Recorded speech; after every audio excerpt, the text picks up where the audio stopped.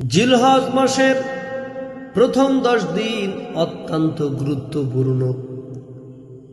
পবিত্র কুরআনুল কারীমের মধ্যে আল্লাহ তাআলা সূরা ফজর ইরশাদ করেছেন, ওয়াল ফাজরি ওয়া লায়ালিন আশর, শপথ ফজরের ও শপথ 10 রাত্রির। এখানে 10 রাত্রি বলতে পবিত্র জিলহজ মাসের প্রথম 10 দিনকে বুঝিয়েছেন।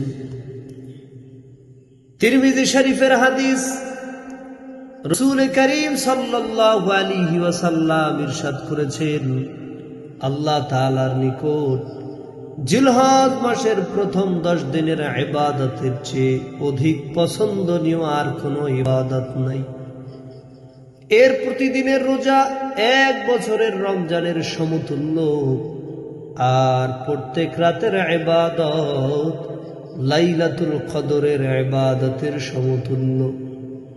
বিশেষভাবে 9 তারিখ আরাফার রোজাটার ব্যাপারে নবী বলেন, ইয়াউমি আরাফাতা ইন্নী আহতাসিবু আলাল্লাহ আন ইউকাফফিরাস সানাতাল্লাতী ক্বাবলাহু ওয়াস সানাতাল্লাতী বা'দাহু।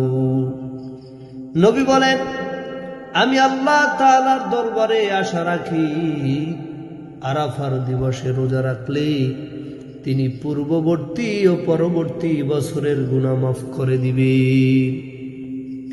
আয়াত ও হাদিসের আলোকে বোঝা যায় জিলহজ মাসের প্রথম 10 দিন অত্যন্ত গুরুত্বপূর্ণ। এজন্য জিলহজ মাসের প্রথম 10 দিন যথাসাধ্য নফল রোজা রাখা এবং রাত জেগে ইবাদত বন্দেগী করা। আল্লাহ তাআলার মুহাব্বত যাদের অন্তরে আছে তারা দিনের বেলায় রোজা রাখবে আর রাতের বেলায় তারা তাহাজ্জুদের নামাজ পড়বে।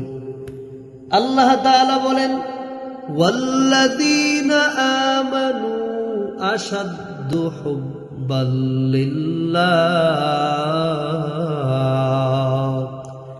এটা পবিত্র কুরআনুল কারীমের মাদানী সূরা বাকারার 165 নম্বর আয়াত। আল্লাহ তাআলা বলেন, যারা ঈমান এনেছে তারা আল্লাহকেই সবচেয়ে বেশি ভালোবাসেন।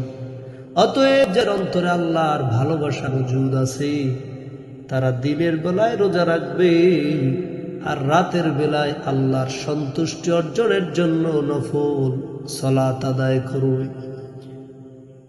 এজন্য আল্লাহর মহব্বত বেশি থাকা চাই। আল্লাহর মহব্বত অন্তরে জমা থাকলেই বেশি বেশি ইবাদত করা যায়। ইয়া ইলাহি মুঝকো দূর কর তাকে দেখো মুঝ মে তুঝকো এক নজর। ইয়া ইলাহি তু মেরা মাবুদ হ্যায়, या इलाही तू मेरा माशूक है।